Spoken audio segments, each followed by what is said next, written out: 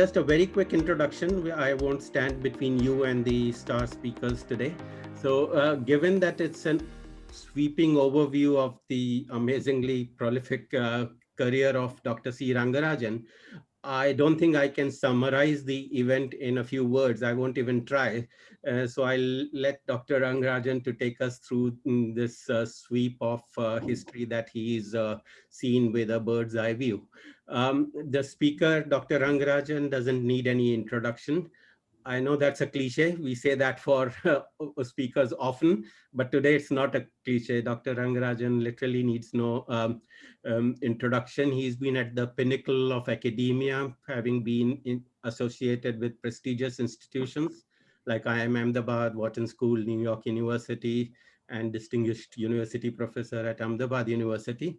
Dr. Rangarajan has also been at the dizzy heights of public policy. He has been, among various other things, which I don't have time to list, been the governor of the Reserve Bank of India and various other high positions in the country. Speaking to Dr. Rangarajan will be Dr. Rangarajan. I know this is beginning to sound like an economist and a cosmologist walk into a bar joke, but they are literally an economist and a cosmologist talking to each other today. So welcome, Professor Raghavan Rangarajan. He, of course, doesn't need any introduction to this community. Professor Rangarajan is the professor of physics and dean of the Undergraduate College at Ahmedabad University. And finally, of course, I doubt anyone in this audience is unaware of the fact, but just for the record, Professor Raghu Rangarajan also happens to be the son of Professor C. Rangarajan. So that makes today's conversation not just academic, but also personal, I hope. We hope to eavesdrop on some family secrets today, hopefully. So with that, I hand you over to Raghu. Thanks a lot, Ravi, and a warm welcome to all of you here. And of course, a very warm welcome to our speaker for today, Professor C. Rangarajan. Ravi mentioned many things that Professor Rangarajan has been associated with. Just to give some of you an idea, he was with ISI Delhi. He was a professor at IIM Ahmedabad. He was visiting professor at New York University. He was deputy governor and governor of the Reserve Bank of India, a member of the Planning Commission, chairman of the 12th Finance Commission, governor of Andhra Pradesh and Tamil Nadu, chairman of the Prime Minister's Economic Advisory Council, member of the Rajya Sabha, and was also awarded the Padma Vibhushan for his service to the nation. Of course, his biggest accomplishment is that he's my father. Professor Rangarajan has spent decades thinking of ways of combating inflation, which is the rise in prices. I, being the black sheep of the family, am a cosmologist, and my research is on how to make space inflate in the universe in the first microsecond after the Big Bang. So you could say, in a sense, inflation is our Khandani business. I'm so glad to see so many of you here today. And I'm sure that our engagement today will lead to an interesting conversation. We do look forward to your questions that you put in the chat box. And after we've had some conversation, we will take up those questions. So, Professor Rangarajan, Appa, welcome to this edition of the Conversation series at Ahmedabad University. There have been many economic changes in the last 30 years, and you've been part of it. You've also been a professor, an academic for many years. I mean, you moved to being a policymaker when you were about 50. And today we would like to talk about your journey from being an academic to a policymaker. We'll start by talking a little bit about some of the current economic issues that I think are on everyone's minds. And then we'll move on to other parts of your journey as we go along. So as I said, currently our nation and the globe is facing a pandemic. This has caused economic distress, economic change all across the world. What do you feel can be done by the government of India and the state governments, the RBI and the banks to support the economy during this current economic situation related to the pandemic? First of all, thank you all very much for this interaction. To understand what the government, the RBI, and the banks can do, we need to understand the nature of the economic crisis that we are facing. In recent memory, this is the first economic crisis that has been triggered by a non-economic factor, a pandemic.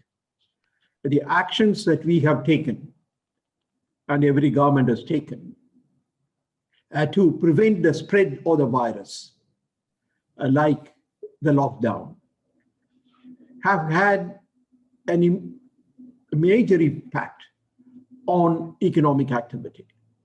It has brought to a grinding halt the wheels of commerce and industry and even agriculture. It is only with the relaxation of these controls that had to be, or restrictions that had to be imposed, that the economy has started moving up. But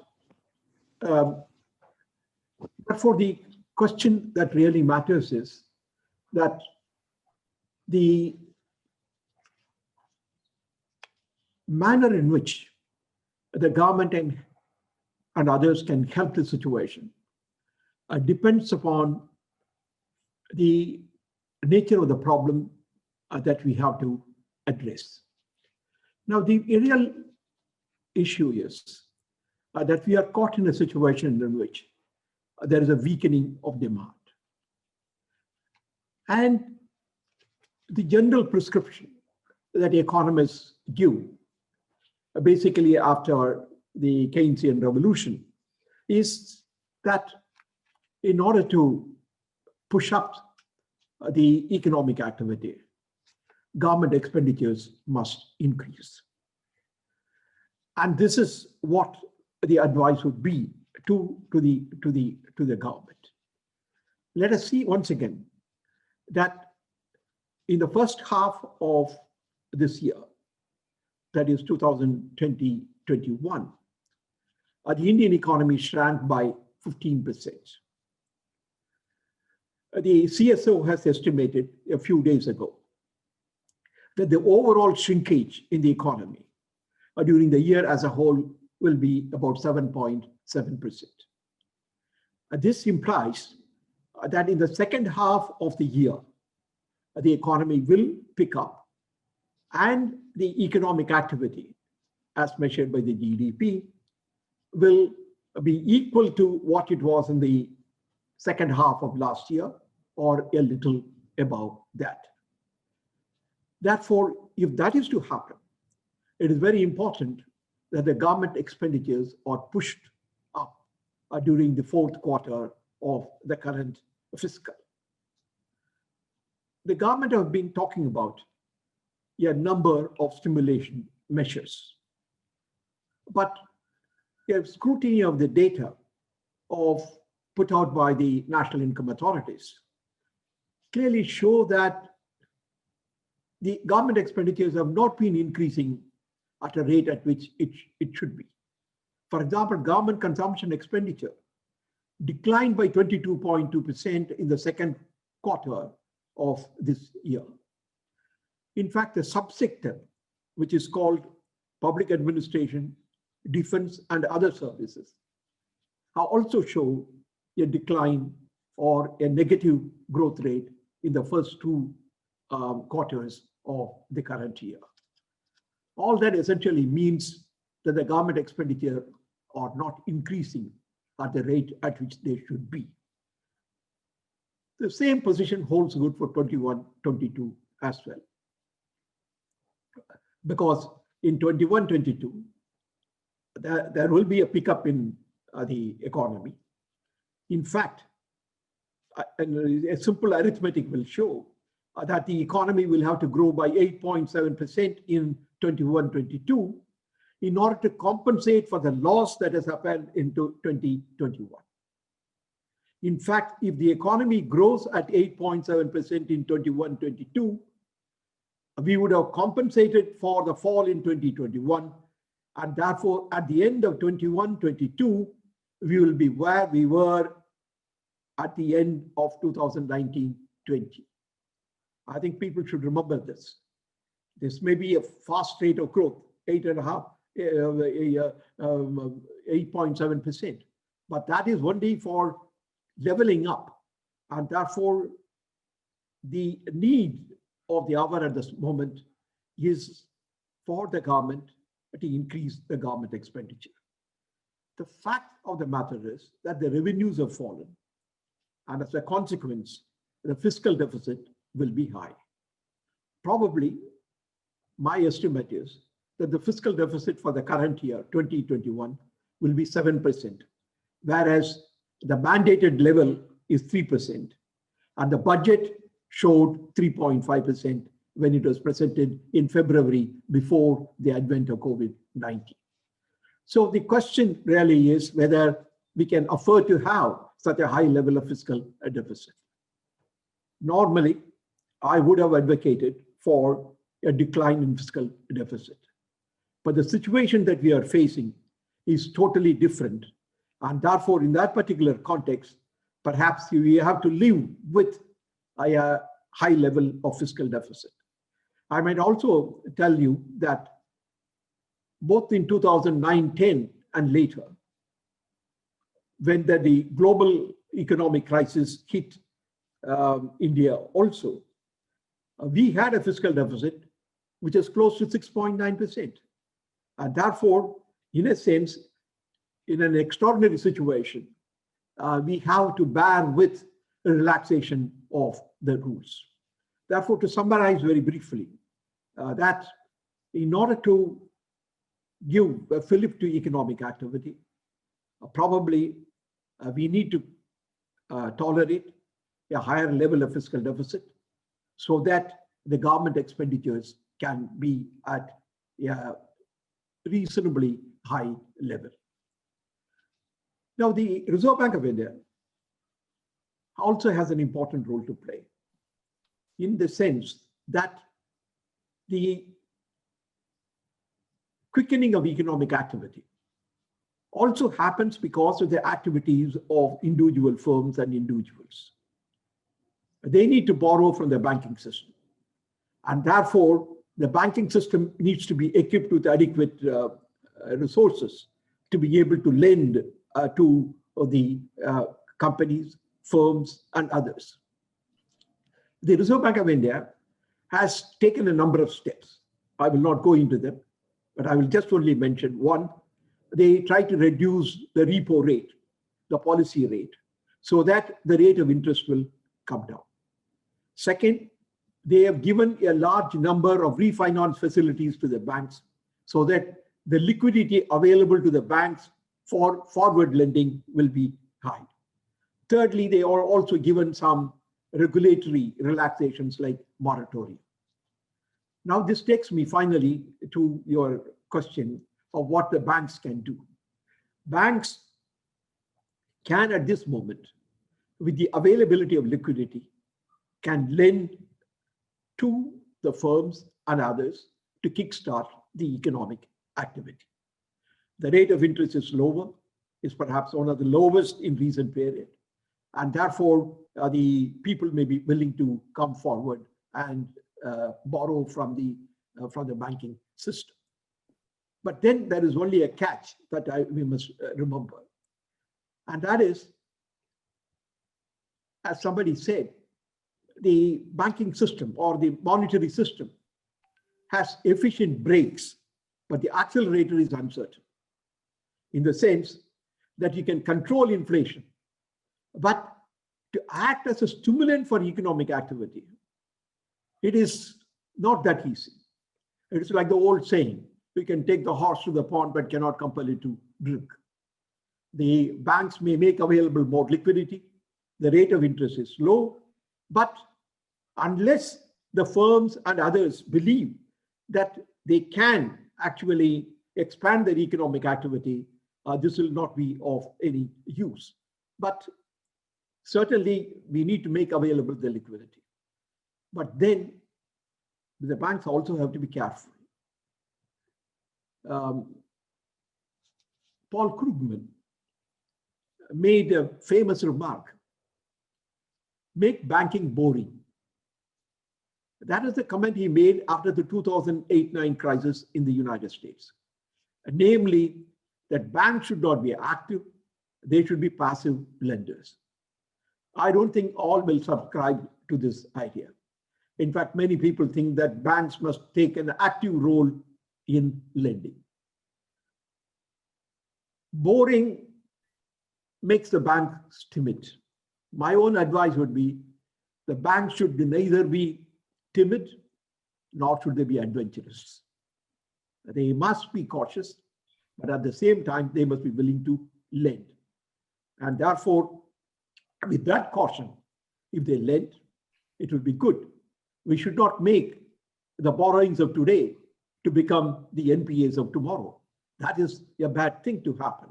Therefore, the banks should be careful, but certainly must be willing to come forward and to lend so that the economic activity can pick up. Thank you. So that was a very comprehensive response to what can be done to stimulate the economy, kickstart the economy in certain sectors, etc. In this pandemic, one group that has suffered greatly have been the migrant workers. Many lost their jobs, and without a support system in the cities, with great difficulty, many of them returned to their homes. Now some have started returning to the cities where they worked. Recently, you chaired a committee for the government of Tamil Nadu on how to address the issue of migrant workers. Can you share with us your thoughts on the larger issue of migration of workers and how going forward cities can safeguard the interests of these workers? The data on migrant workers are not available in a form in which one can study them carefully. But in Tamil Nadu, looking at various sources, we estimated that there were 15 lakh migrant workers in Tamil Nadu. And it was also found that in the field of construction industry, 75% of the workers were migrant labor. Therefore, migrant labor plays a very important part, so to say, in the economic activity of so many states. And some people prefer to call them guest workers instead of calling them migrant labor. But the fact of the matter is that they have not been taken care of well, either by the firms which employ them or even by the state governments. In fact, while studying the problem, we found out the Interstate Migrant Workman Act of 1979, which is as old as 1979, had prescribed so many things. First of all, it said all migrant labor should be registered. This has not happened. People cite various reasons. The agents who bring them always do not give all information and so on.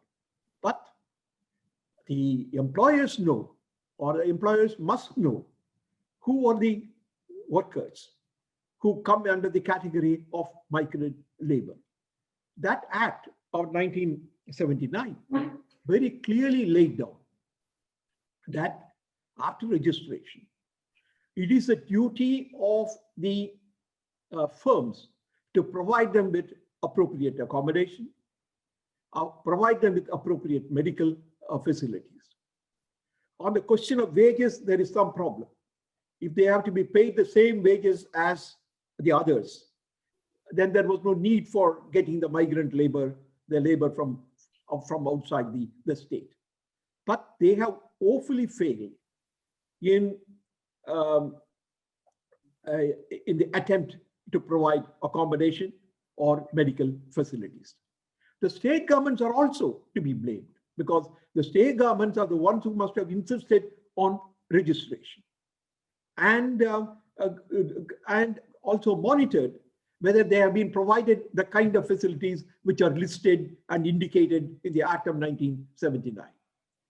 Very quickly, I think the most important thing to do right now is simply to implement that act in letter and spirit. They must register all the migrant labor. They must call upon the firms to provide adequate accommodation and look after them. Now, in a sense, it may not be possible at all. I don't think the firms or the corporates even are going to provide the housing facilities. The best thing is for the state governments to levy a cess, and the state government should undertake the responsibility to provide dormitory facilities for migrant labor, which is single, and other kinds of better facilities, better housing facilities to people who are living with family.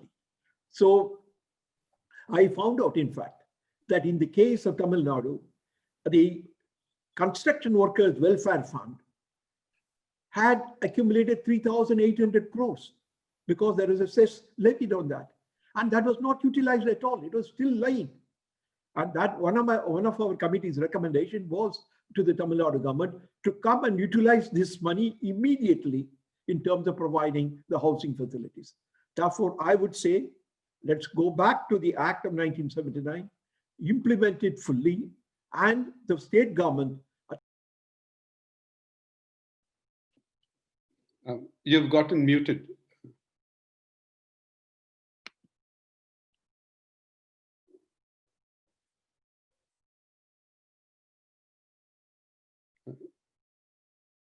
Yeah, I think you're. Can you hear me? Yeah, you can go back to where you said that the state governments. No, I think the basic thing is to get all the people registered. Second, the state government to levy a cess and provide the accommodation facilities. And perhaps that just as there are welfare boards for the different industries, there must be a welfare board for migrant labor. So you've talked of an act of 1979. I'll take you back a few decades. You were Deputy Governor of the Reserve Bank of India from 1982 to 1991, and then Governor from 92, Governor of the Reserve Bank of India from 92 to 97. You were associated with many of the reforms in the banking sector. Many of these reforms that we now take for granted. How easy or challenging was it to convince the various players, the various stakeholders then, the bank employees, the banks themselves, politicians, members of society, of the necessity of these reforms? In many ways, 1991 is an important landmark in the post-independence economic history of our country. The country faced an acute economic crisis triggered by a severe balance of payments problem. But however, the crisis was converted into an opportunity to bring about fundamental changes in India's economic policy. Very briefly, the break with the past came in three important ways. First, to dismantle the vast network of permits and controls. Second, to redefine the role of state. And third, to give up the old import substitution policy and to integrate India with the rest of the world.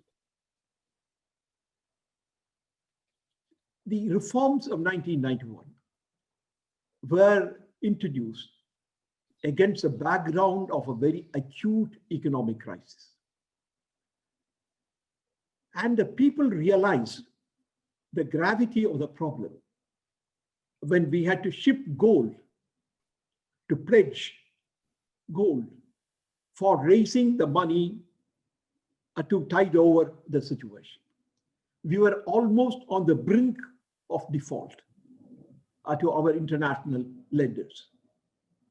And that was the kind of situation against the background of which these reforms were introduced. The budget of 1991 introduced series of reforms. And these were followed up in quick succession by various reforms. The budget was also criticized. Some people thought that it was dictated by IMF and World Bank. Some people also thought that it was, we have sold over to the capitalists. So these complaints did come at that particular time, but the acceptance of the reform measures is due to the fact that people realized that we had a regime that was earlier prevalent, and that regime had not solved the problems and led us to such a serious crisis. Perhaps the frame of mind at that time was, shall we go back to an alternative mode? Shall we go back to an alternative strategy and move forward? So that was a spirit in which the reforms were received at that particular time. And that is why many of the reform measures could be introduced at that time. I'll tell you, for example, in the case of the banking reforms, the introduction of the prudential norms in the banking system was opposed by the unions. More importantly, when we passed the legislation to amend the Nationalization Act to allow the government's share in the banks to go down from 100% to 51%, was also a big and fundamental change. The unions opposed it, even though we told them that this public sector character is maintained because the majority of the shares are with the government. But as I said once again, it is not as if that everybody was convinced. It was not as if that the measures were preceded by a large amount of discussion. After all, the new government was sworn in somewhere in May of 1991, and within a few months, the budget had to be introduced. Therefore, I also must say that 2 or 3 years later, when the economy got stabilized, we found it difficult to introduce more reforms. Actually, the bunch of reforms that were introduced were between 1991 and 1993 or 94. That's it. After that, it was also becoming difficult. So while there were abundant reasons for the change in the strategy, I would say that the acceptance came because of the particular situation in which India was placed at that time. In fact, I recall you told me years later that perhaps one of the tensest days or moments in your life was when the gold of the nation was being transported to London. And it had to be done in secrecy so that the plane carrying it doesn't get hijacked or doesn't get blown out of the sky. And until, from the time the gold left the Reserve Bank of India and reached London, I think you and several others probably didn't sleep or were just on tenterhooks. Yes, yes, that was one of the most tense moments in my days at the Reserve Bank, and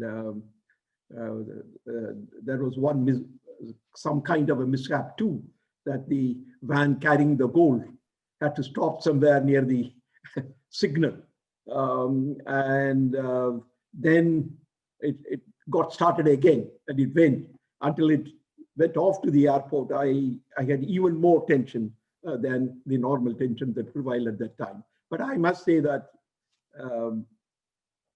that was a very bold decision, because in the absence of it, it would have been difficult to raise money abroad. And in the absence of it, as I said earlier, the possibility of a default was also not only looming large, could almost have become a reality. Today, much has changed since the 90s. In those days, getting foreign exchange was difficult. Foreign exchange reserves of the country were low. Today, we have a convertible currency, at least for current account transactions. But I remember that in the 80s, there was a special phone in our home. I still remember the color, it was blue. None of us used it. And a call would come every morning, and you would listen to it, take down some information. Some numbers would be said. We would not be in the room then. And much later, you told me that that was how the foreign exchange rate for the rupee was set each morning for the country with respect to other currencies.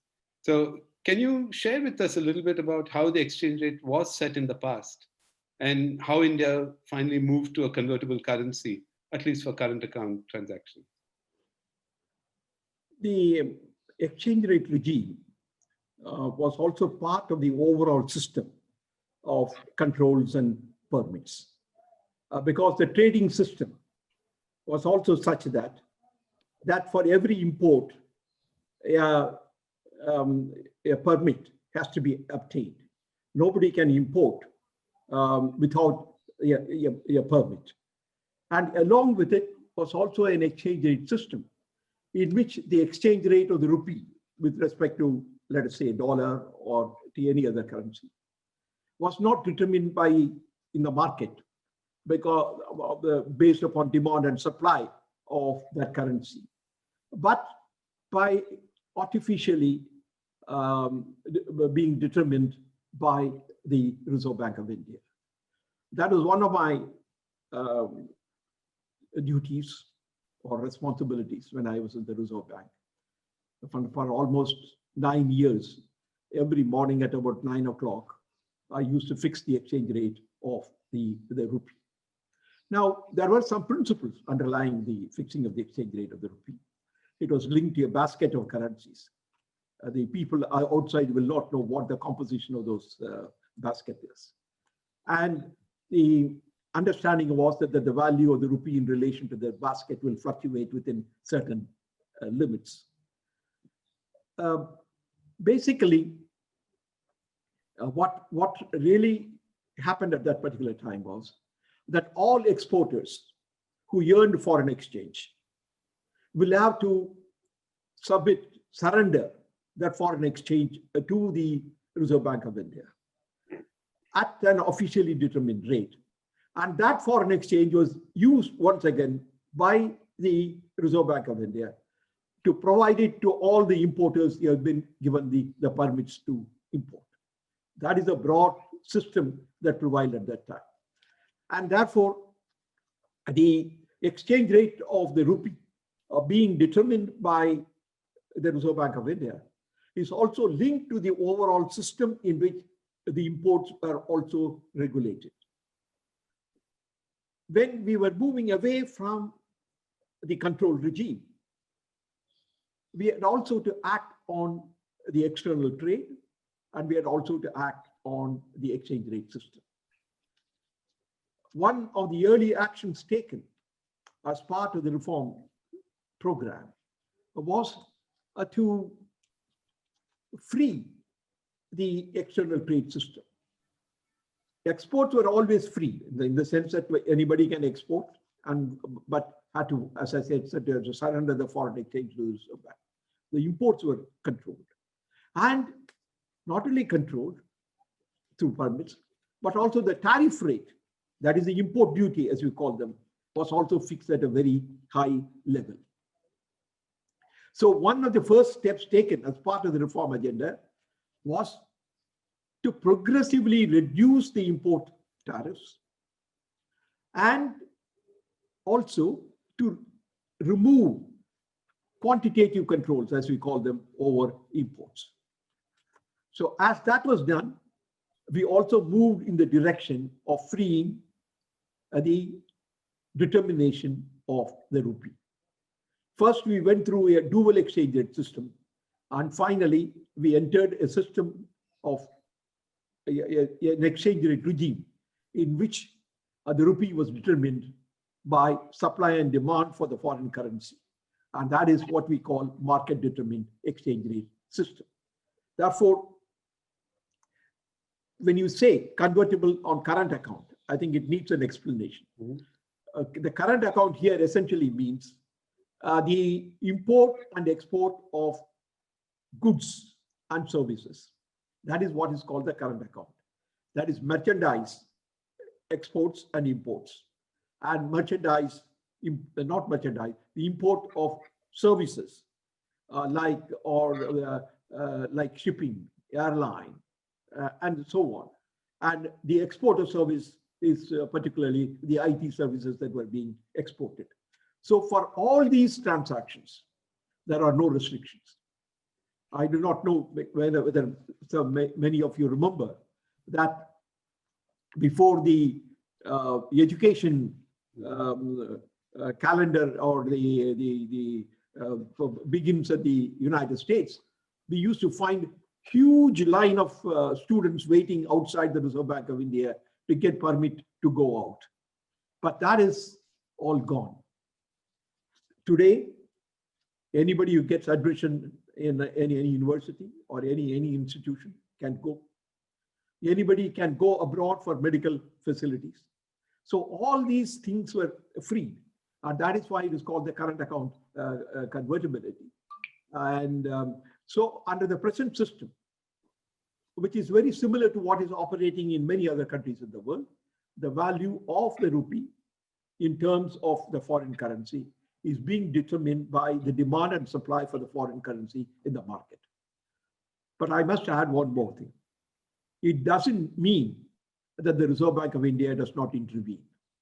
For example, in 2013, when there were certain rumors about actually strengthening of the dollar, and then large amount of investment in Indian stocks were sold and the money was taken back to the United States. And thus resulted in a steep fall in the value of the rupee. Then the government of India, then the Reserve Bank of India intervened in the market, supplied the foreign exchange, and therefore the value of the rupee was maintained at a higher level. Therefore, if there are occasions on which there are extraordinary circumstances which lead to the fall in the value of the rupee, the government of India, once again I'm drawing, the Reserve Bank of India intervenes and stabilizes it. In fact, the other way around also happens. When there is so much flood of foreign exchange into the country, then the Reserve Bank of India buys up the foreign exchange, because otherwise the value of the rupee will become higher, and it will become, so to say, undervalued. Therefore, it becomes necessary to ensure that the excess or the extraordinary inflow into the currency is also neutralized. But by and large, the value of the rupee is determined in the market, and but the Reserve Bank of India intervenes on either side depending upon the circumstances. I must also say this was also based upon a committee, upon a report of a committee which was headed by me in 1990 as the way forward in terms of the foreign exchange rate regime. Mm-hmm. So you were a professor for many years, an academic like many who are part of this conversation today. Before you moved to the Reserve Bank of India, you were in 1982, you were 50 when you moved. You were later also chairman of the Prime Minister's Economic Advisory Council. So you played many roles as a policymaker. What was the difference between being an academic and being a government economist and policymaker? And a related question for any of us who are faculty, professors, academics is how can academics impact society with their work? In some sense, the work of the economists or other policymakers at the top level is not very different from the work of the academic. I mean, in an important sense, both of them analyze problems, both of them use theory to understand the nature of the problem and then come to some decision. Therefore, when I moved from the academia to the Reserve Bank of India, I did not find much difficulty in terms of handling the problems of the Reserve Bank of India. But there is a difference in the institutional arrangement. In academia, you work at your own pace, you work at your own speed, and write also depending upon the availability of time and so on and so forth.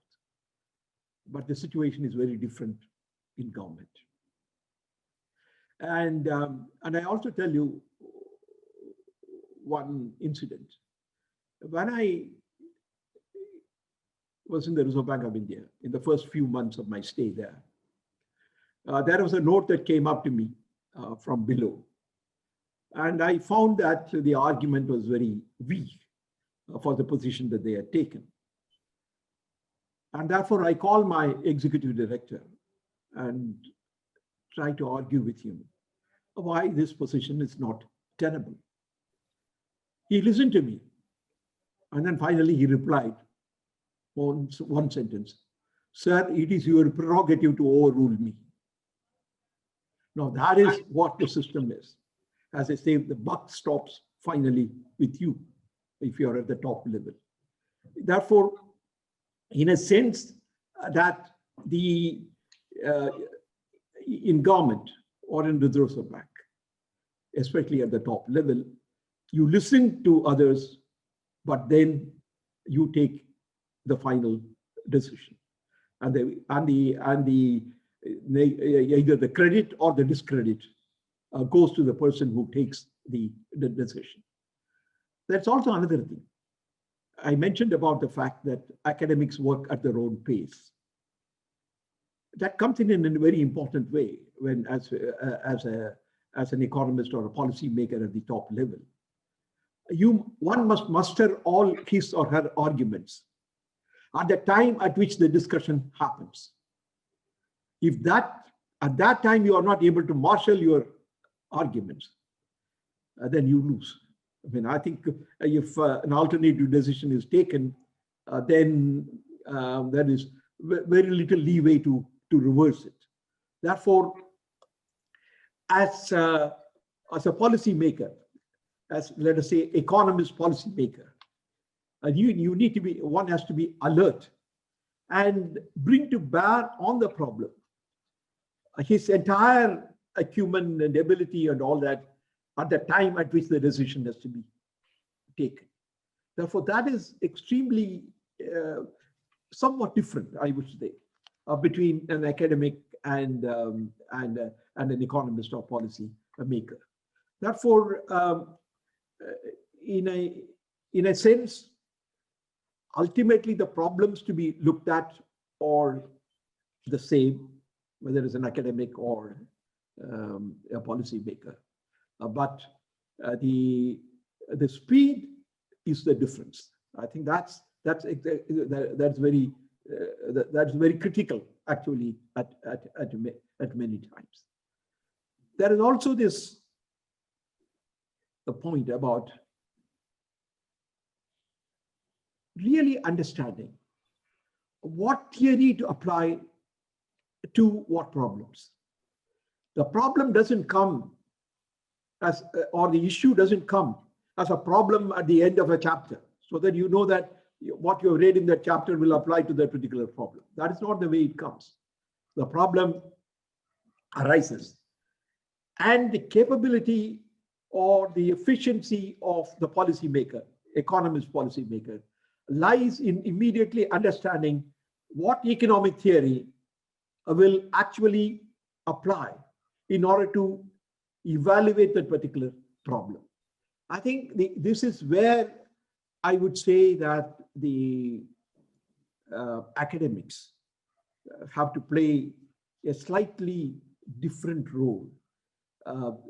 They need to work on theory. I think the theoretical knowledge, expansion of that theoretical knowledge is very important.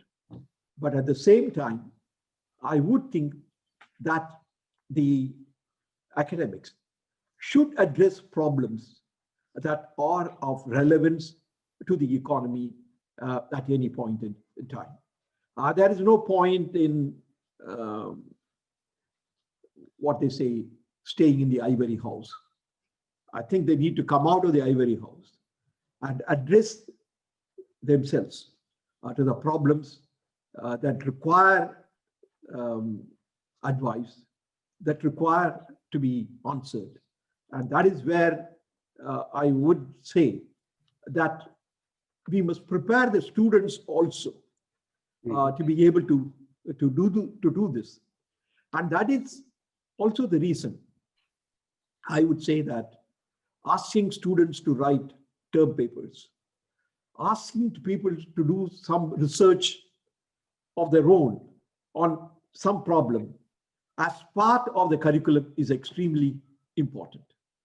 Just answering questions given at the end of a program or something, at the end of a course, is necessary to understand whether the theory is well understood or not. But more important is the application of theory, the application of what I mentioned earlier, the identifying the particular theory or the particular analysis which should be applied to find solution to the problem.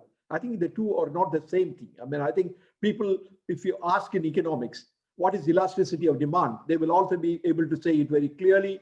And if you give a problem, they may also be able to compute the elasticity of demand. But something more is needed.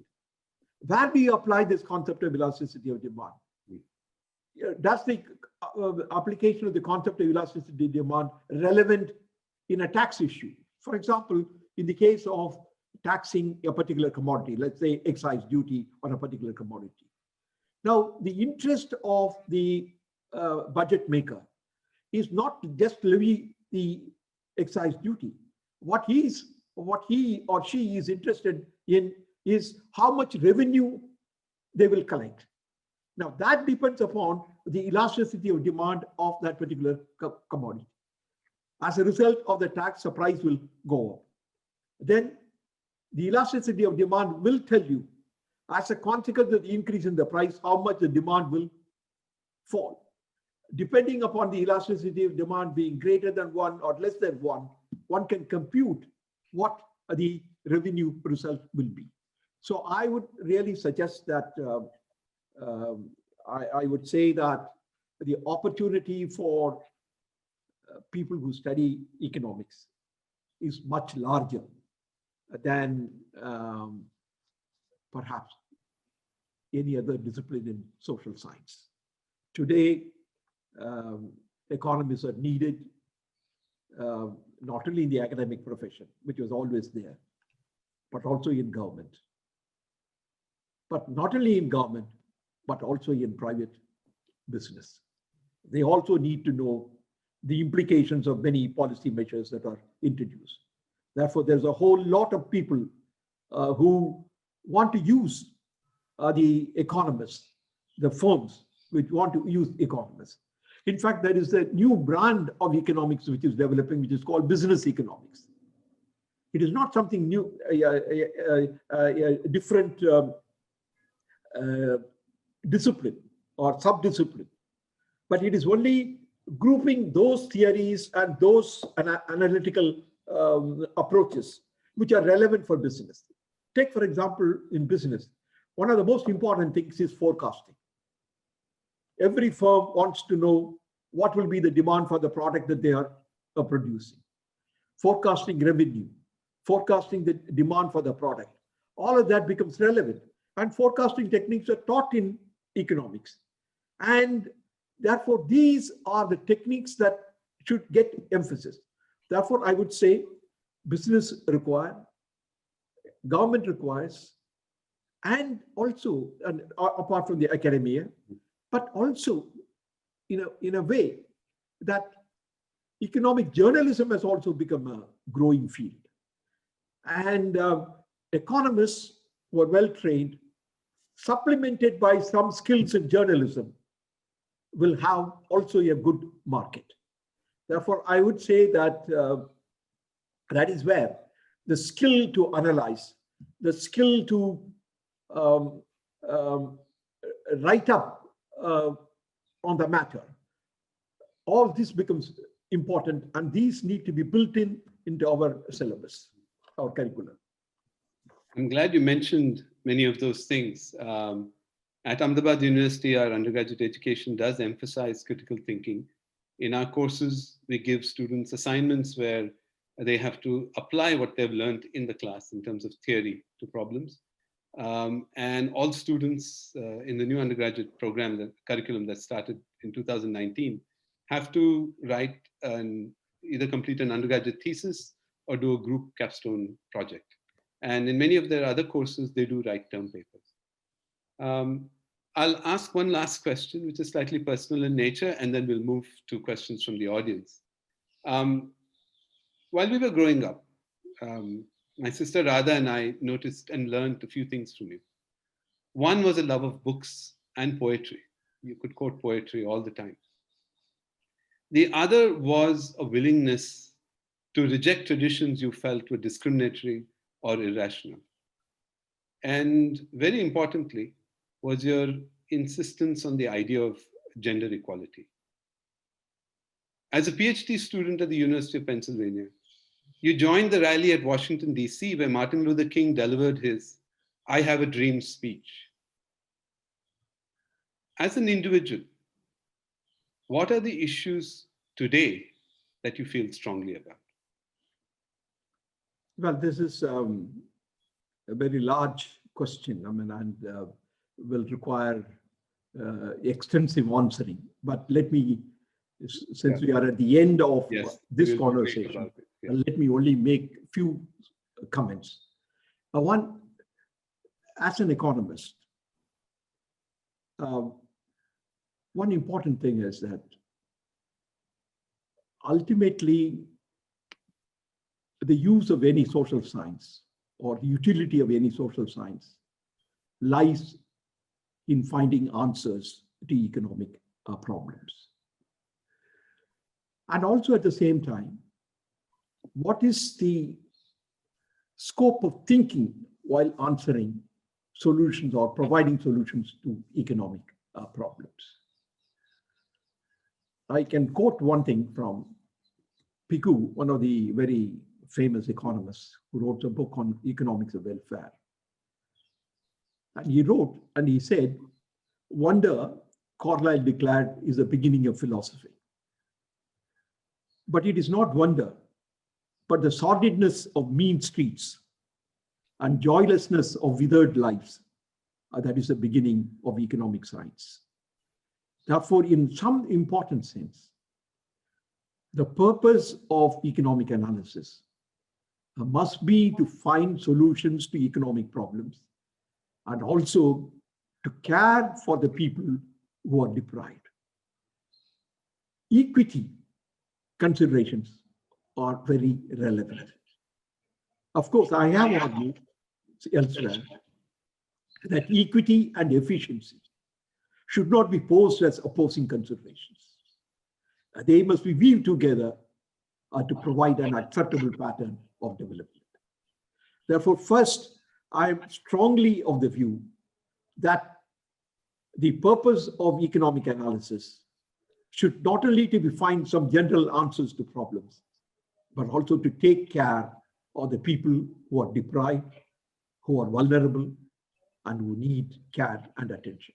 Therefore, that is a value that I really is something of great importance to me.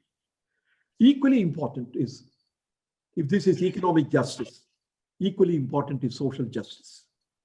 I do believe whatever may be the origin of the caste system, it has degenerated into a hierarchical system, with powers vested in certain castes more than in certain other castes.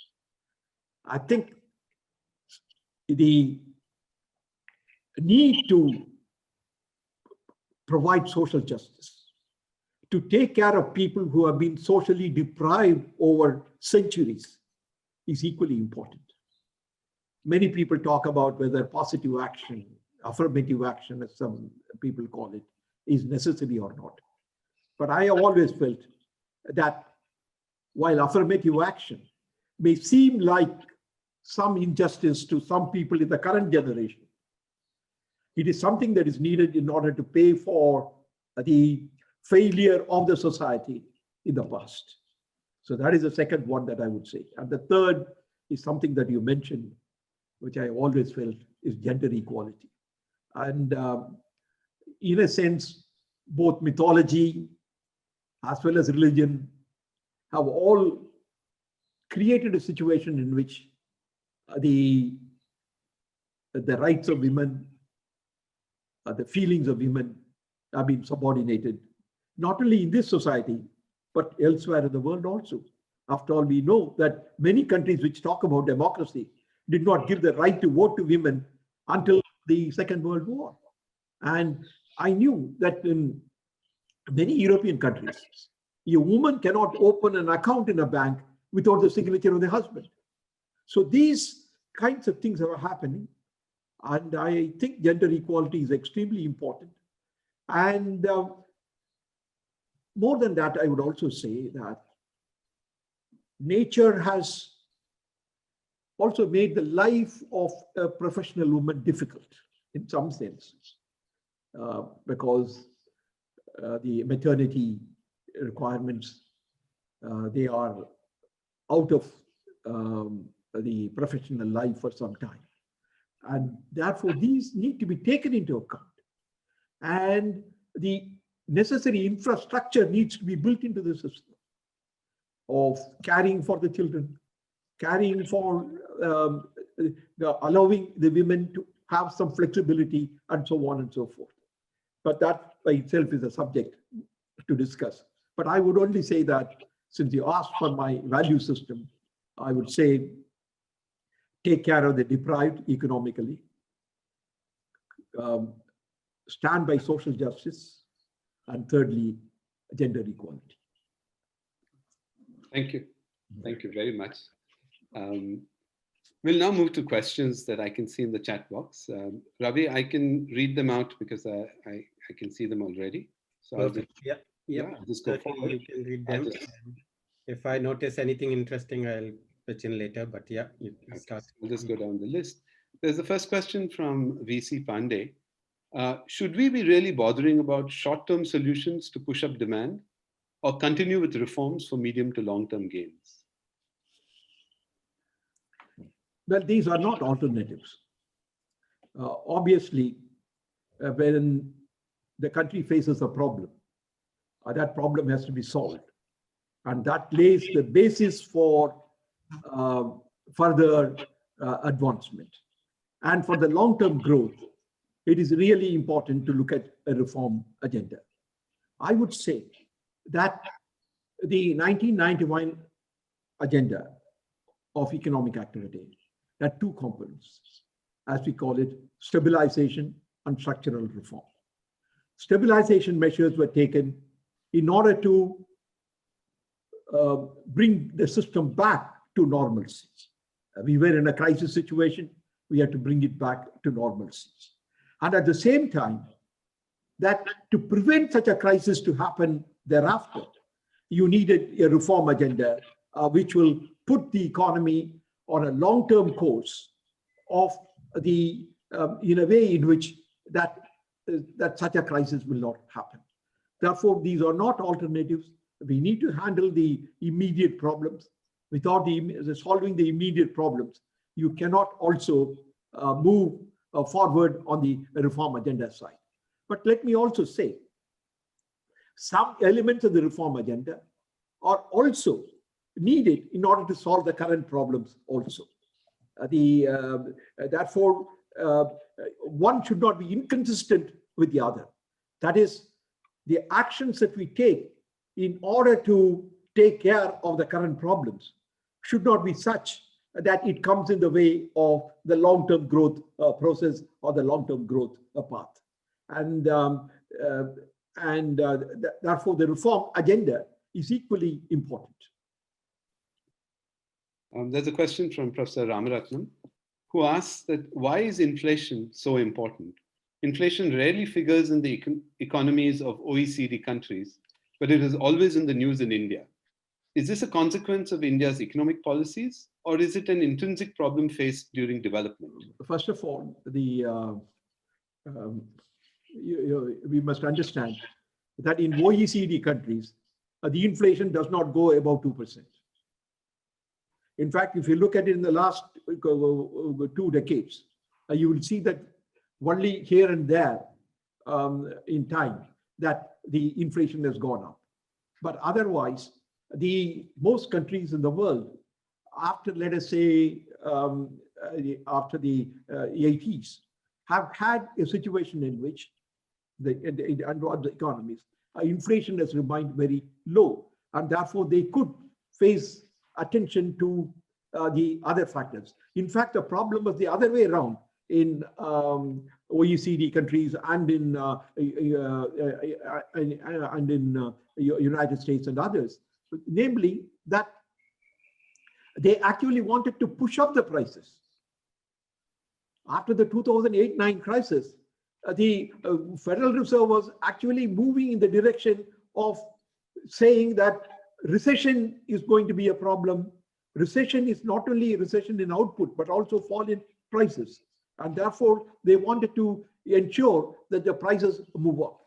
Now, to come back to India, we have had periods of high inflation for many countries.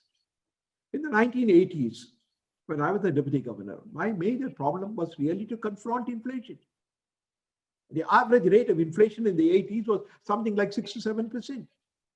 Now, that is a very high level of inflation.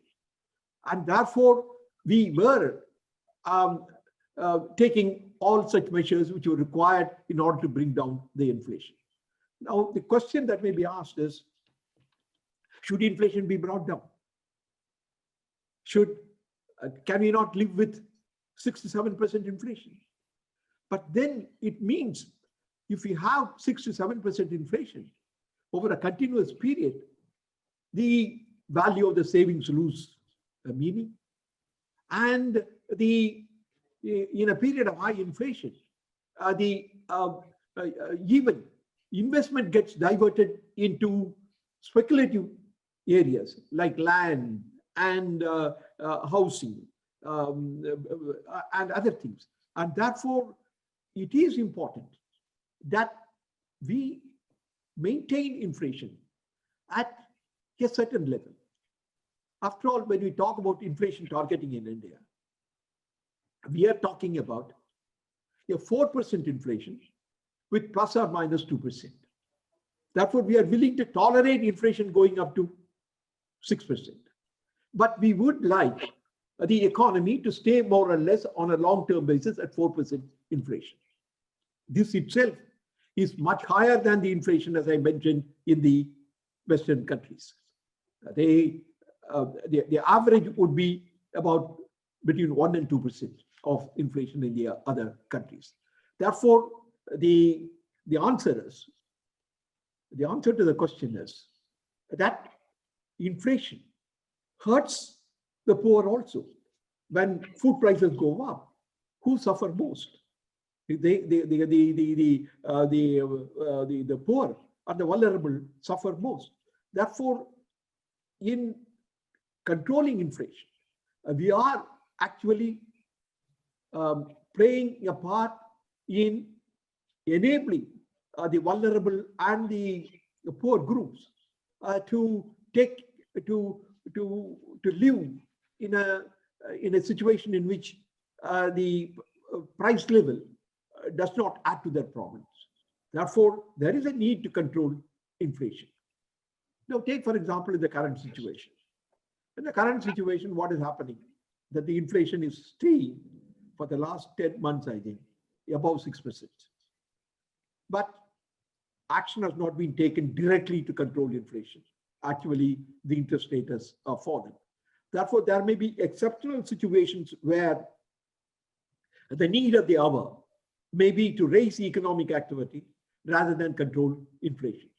But in general, it cannot be like that. In general, control of inflation also must be one of the major objectives of economic policies. There are quite a few questions, so we'll try to go through them quickly. There's a question from Shubhra Parida. Can the RBI's contingency fund be used to ameliorate the current economic situation? I do not think we really need to go back to the fund with the Reserve Bank in order to do it.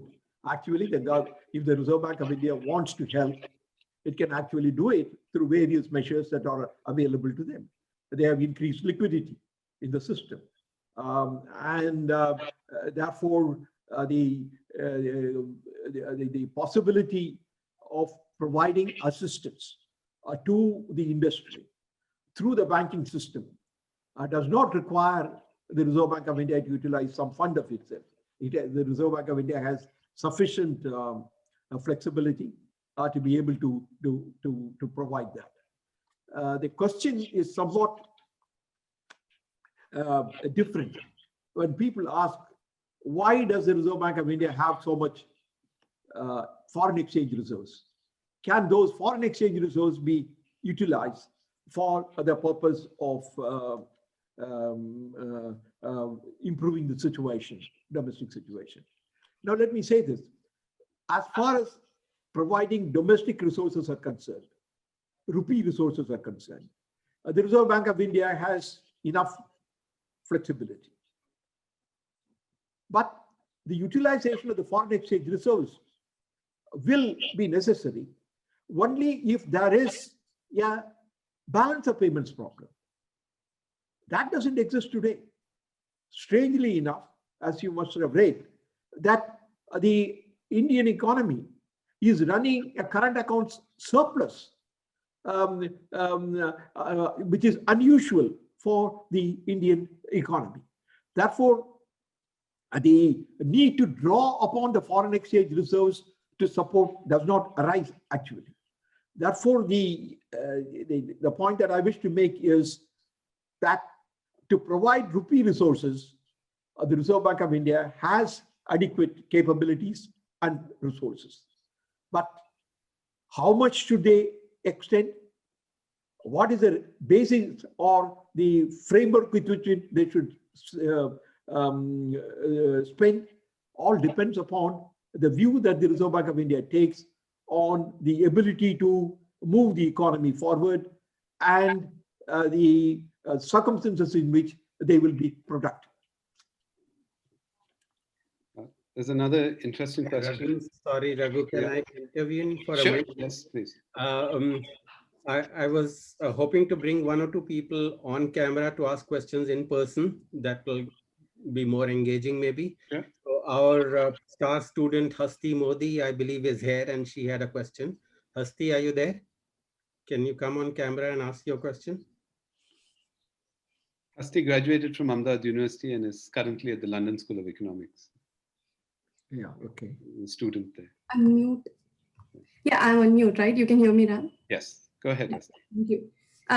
Very glad to hear you, sir, again, and especially on the last two questions that Raghu sir asked, it was absolutely amazing. I had a question on the informal laborers getting registered that you mentioned. What are the major political and economic hindrances that you see have not enabled this to happen till now? Do you really think that formalizing the informal laborers is a good strategy, pro-development strategy? And if yes, what are the steps? What is the implementation model you envision how that should really happen and how India can do that? No, you were talking about the migrant workers or, yeah, right. No, I think the situation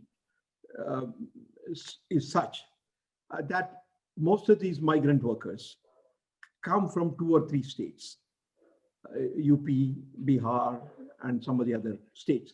There are some migrant workers from Andhra Pradesh also, and a few from certain other states as well. These are states in which, particularly, that the agricultural growth is not sufficient to keep these people engaged and keep them in the villages. Therefore, they are wanting to find work elsewhere. And they are coming to not only to a place like Chennai in Tamil Nadu, but the interior of Tamil Nadu, almost down to the south. They are willing to undergo that degree of sacrifice because the jobs are not available where they normally live. Therefore, the question that I raised but did not answer fully was that should these migrant workers be paid the same wages as the wages that are being paid to the normal worker in, let's say, Tamil Nadu or in any other state? Now, in a sense, that the firms here are looking to the migrant workers because they pay them less than the normal wages. Therefore, we need to move from the current situation to a situation in which the migrant workers are also paid a more reasonable level. That is, I would think, a responsibility of the states in which the migrant workers are employed. I think the point that I made about registering them and providing them with certain facilities and giving them the protection is essentially making the unorganized labor or the casual labor into a formal labor. I think that we should do it. Otherwise, I think they will be exploited. This is very clear. And therefore, if we move away from that situation, the formalization, at least into the sense of being registered and being provided some kind of facilities by the state government, all that is important. Whether they will unionize or something like that, that's a different question. So far, it has not happened because the way in which the firms treat them is somewhat different from the way in which they treat their normal workers. Therefore, I would say that moving from an informal situation into a formal situation is a desirable trend and is a direction in which we should move. Thank you, Hasti, and thank you, Professor. Raghu, if I can continue to interview a little more. We've had a cosmologist pitching against an economist. Can we now have an economist pitch against an economist? Professor Jimol Unni, our resident economist at the university, has a couple of questions. Jimol, are you able to come on camera and ask your questions? Sure. Good evening, Dr. Rangarajan. Hello, good evening. Good evening. Good evening. So wonderful to see you again. Good evening. Oh, you were referring to him. I see. Go ahead. Good evening, Raghu. Good one. Good evening, Raghu. I think Hasti has asked a very interesting question, and I'm glad that she was in my urban informal economy class and seems to have retained something. So my question was similar to hers, except it's regard to the labor codes that we have today, the 4 labor codes that have gone through Parliament now. In that process, they have, consolidated a lot of the labor laws which were there, like 34 of them. But when you talk about, and the trade unions have been up in arms against a lot of that. So one of the things is that you talked about with the migrant workers is about this welfare funds and welfare board. But in this labor code reorganization under the labor codes, they have taken in almost all of these welfare boards under this occupational health and safety and working conditions. So, and the funds have also been sort of consolidated, I think, into that. So now, how does this thing work? I mean, and broadly, what do you think about these labor codes and how do you think it's going to operate now?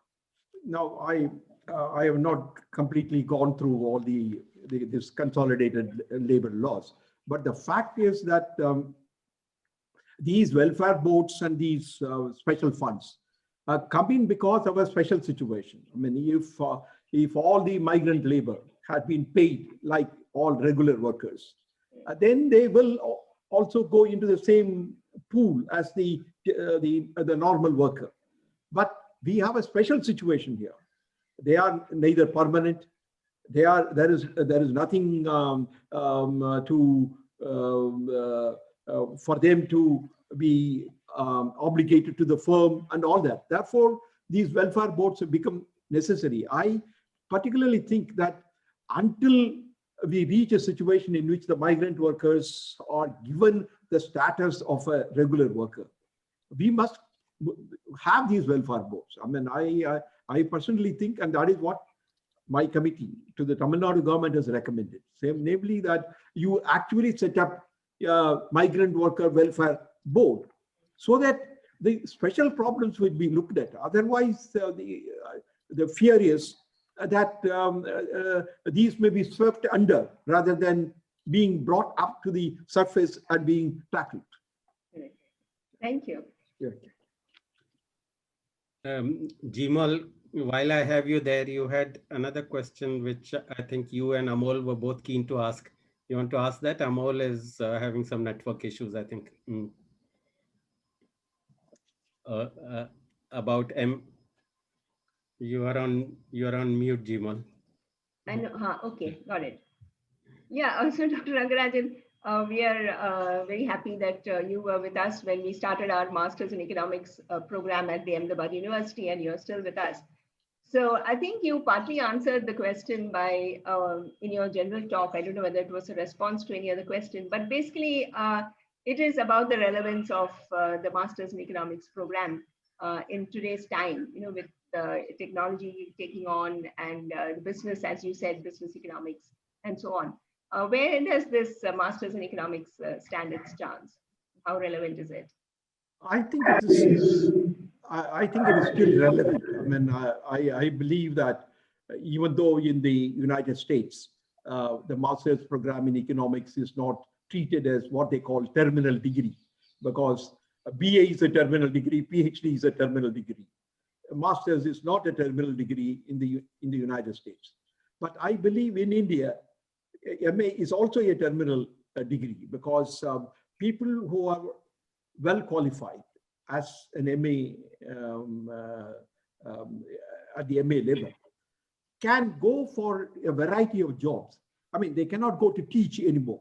In the good old days when we were all students and when we became, master's degree was the only thing that was required to teach, even in the honors program, in the MA program.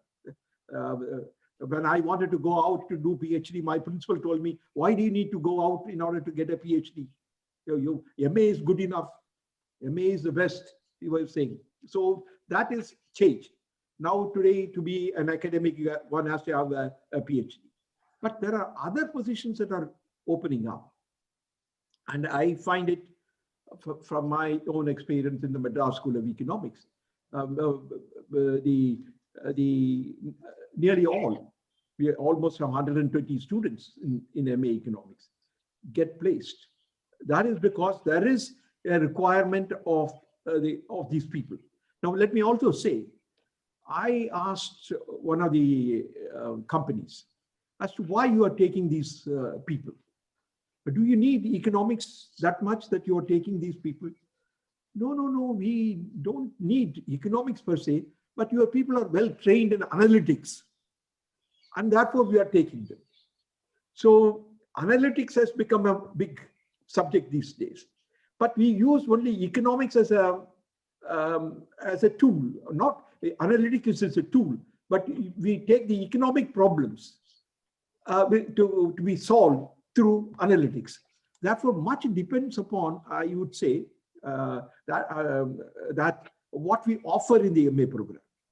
I know I was also involved with you in this, and I think we are moving in the right direction. I mean, I have no doubt about it. Once we establish ourselves, then a lot of people will come. But as I mentioned in my talk, journalism is an important thing. I think I find many of these what they call cover reporters who come and who want to interview and all that don't know enough economics. So they pick up what is current and then ask you questions. but they do really need people with good economics background. They don't need a PhD for that. I mean, if a good background in economics is there, and with journalism, they can do it.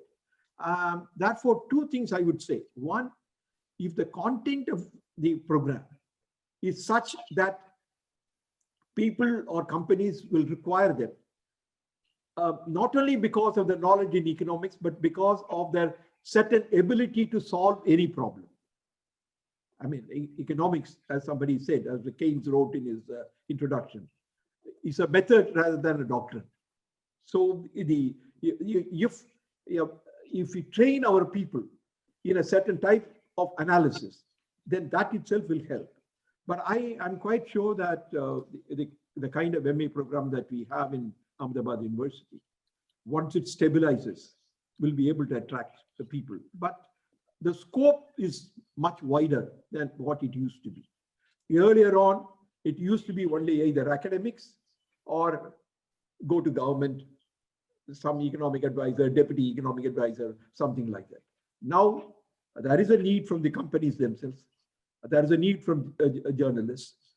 And actually, with this importance on competition commission and others, there is also a need, if you teach them enough on pricing, competitive markets, monopoly, oligopoly, and all that. There is a group of people who are willing to take them also as part of the thing. So it all depends to some extent on what we put into our program. I wonder if the question about interviewers who don't know very much economics was directed at this cosmologist, but I'll let that pass. I think we may have time perhaps only for one question, and I'd like to see if one of the students could ask. And I see one from Veena Shirsat. I suspect she might be a student. If her video can come on and she can ask her question herself. Veena Shirsat. Ravi, can her video come on? Yes, sir. Yeah, go ahead. Yeah, 1 minute. You could introduce yourself too. I'm sorry, my video is not working That's right fine. now. Go ahead, ask it. So I'm in first year BA Economics. Okay. And I wanted to ask that I've been reading a bit on the Atmanirbhar Bharat idea of the central government, and some of people have expressed in their comments on that such a concept of the central government might lead us to the pre-1991 era with a lot of crony capitalism, where we had set high taxes on imports and such a situation. So as someone who understood that phase of the economy very well, the pre-1991 phase, and someone who also introduced reforms to correct that situation, do you believe that this actually might happen, that we actually might go back to 1991, or is that a misplaced fear? This is a concern, really, whether this Atmanirbhar will lead to the old idea of import substitution. I think it is important to make clear on the part of the policymakers what they imply. When they first introduced the concept of Make in India or Made in India, the same question was also asked. If you say Made in India for India, then it is import substitution. If you say Made in India for the world at large, then it's liberalization. And that is what is really needed. It should not be that you make in India only for the Indians. I mean, I think that means that you shut off anything from outside, and therefore we go back to the old idea of import substitution. That is a very dangerous trend. Therefore, I do hope that that is not the intention of the government. But at the same time, there is one issue that has cropped up, and that is the tendency that has been noted in some other countries, particularly the United States under the Trump administration, to also move in the direction of nationalism and also talk in terms of producing in United States. Then what happens? Now, if you have a global trading system, which is free, then it is important to emphasize that we should also be free, and we should also be able to produce and compete in the world and gain efficiency. But if some countries in the world, which are leading countries in the world, adopt a purely nationalistic, with an inverted commas, attitude, then it creates problems. Now, that some people are, for example, criticizing it, that why we have not become a member of the regional bloc, which includes most of the East Asian countries and China and so on and so forth. Now, probably because of the estimate that has been made by the policy people in the government, that it will benefit more China than India. Now, that could be one of the reasons why India did not opt for that. But I have always taken the view that regional blocs are also contrary to a free world trading system. This is not in the true sense of the term, a freely trading world system. Therefore, what should be the attitude of India in the context of regional blocs is also something that India will have to think about. Will India become part of some other bloc if it is not part of this East Asian bloc? At one time, we were thinking even in terms of being part of the European Union. I mean, in the sense only for the trade, not for other things in the trade. And there was also a talk after UK was getting out of the European Union, whether that could be an arrangement with UK, which will provide us a better opportunity to sell our exports. So those are issues that need to be discussed. And I think we will be forced to take a view on that. But what I really think is that the recent budgets have actually increased the tariffs on imports. That is not a good idea. And I think that is really going back to the pre-1991 situation. We should not. But at the same time, there is this odd situation in which some countries, important countries, are also moving away from the free trading system. How in the changed situation India will fit in is something that we need to ponder over. Okay. I think we'll end with one last question, and that was a question by Dheer Oza. And maybe if you can switch on your video, you could ask it yourself.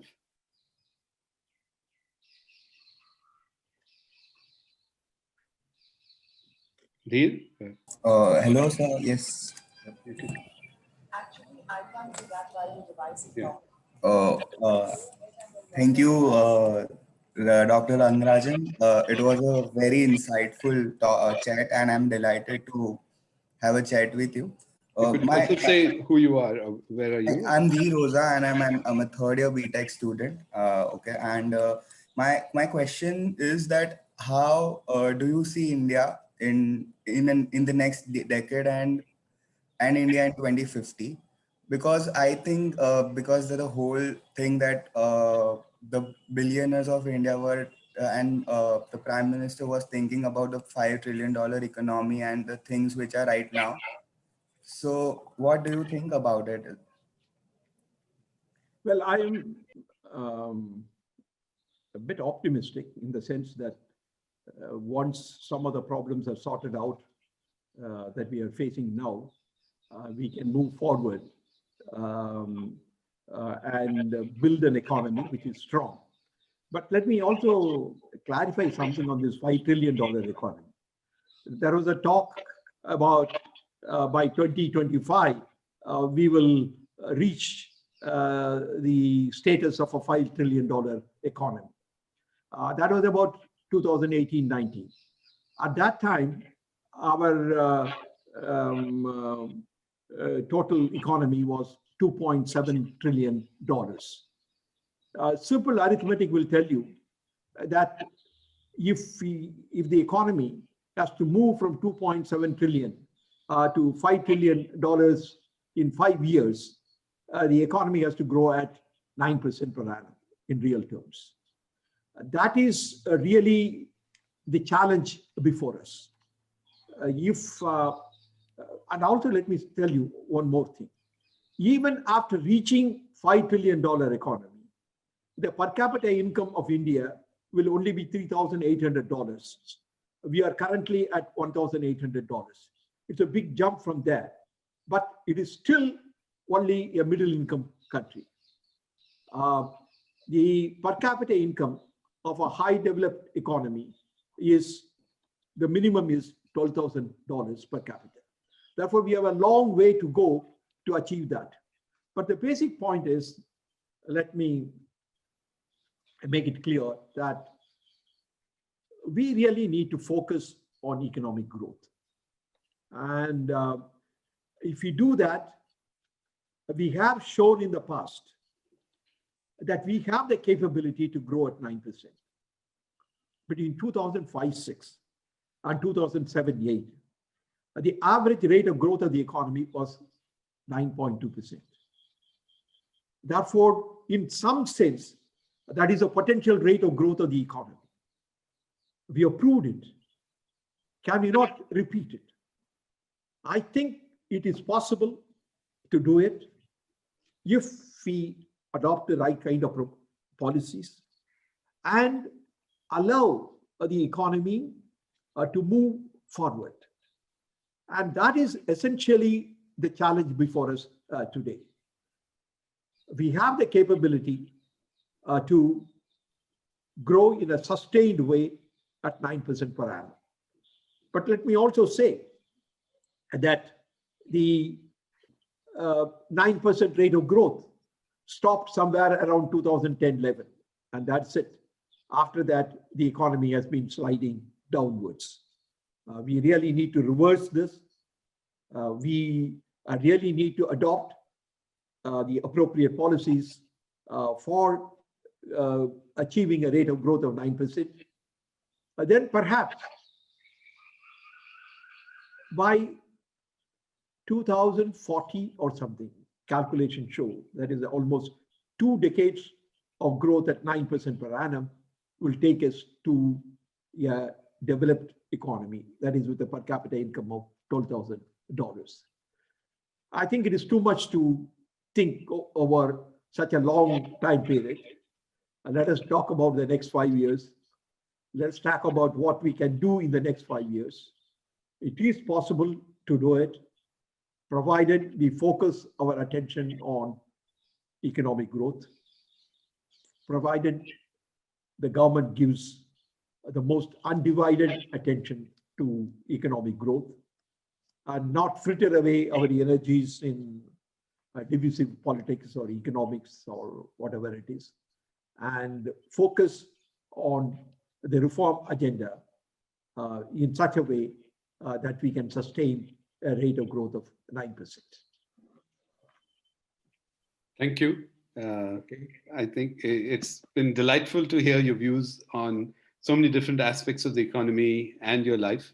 We're very happy and pleased that you are a distinguished university professor at Ahmedabad University, and that on your visits, whenever you visit Ahmedabad, you're at the university, interacting with students, interacting with faculty colleagues. And we look forward to when the pandemic is over and you can come back and stay with us. At a personal level, of course, I'd be thrilled to have you come and spend more time in Ahmedabad. We'll end this conversation here at this point, and I'll hand it over to Ravi, Professor Ravi Miglani, to say a few words. Thank you, Dr. Rangarajan and Dr. Rangarajan. That was amazing. I know we have overshot by several minutes, but I'm sure the audience won't mind at all if you don't mind. This has been great. Can I close with one kind of, I suspect it's a tongue-in-cheek question, but I'll ask it. You need not respond. It's from our colleague, Professor Ramaratnam. He says, India has many more world-renowned economists than China has. So why has it not helped India? Why is China doing so much better than India? Well, this is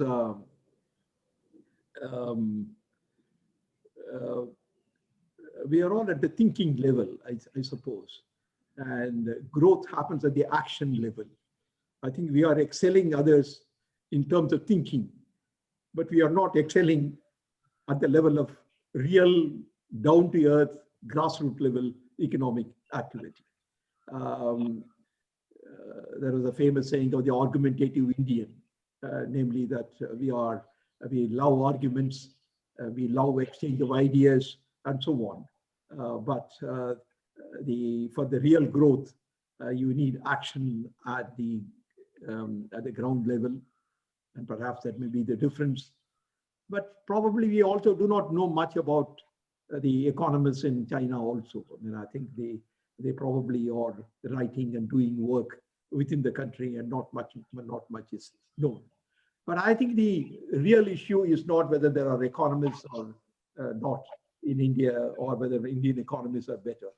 But the question really is the kind of political system that we have and the political system that they may have. Maybe from a short-term point of view, perhaps they are probably more advanced than us.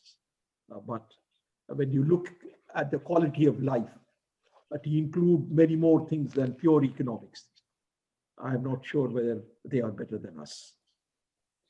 Okay, that's a very nice, hopeful note to end on. So we will leapfrog beyond China in the coming decades, hopefully, on economics and non-economics fronts. Thank you so much, everyone, and thank you for the views from both Dr. Rangarajan's, and thank you to the audience. This has been an amazing start to season 2 of the conversation series. You have set a very high bar, which our speakers from next week onwards will have to try and reach. So thank you and have a good weekend. Bye-bye. Thank you very much. Thank you.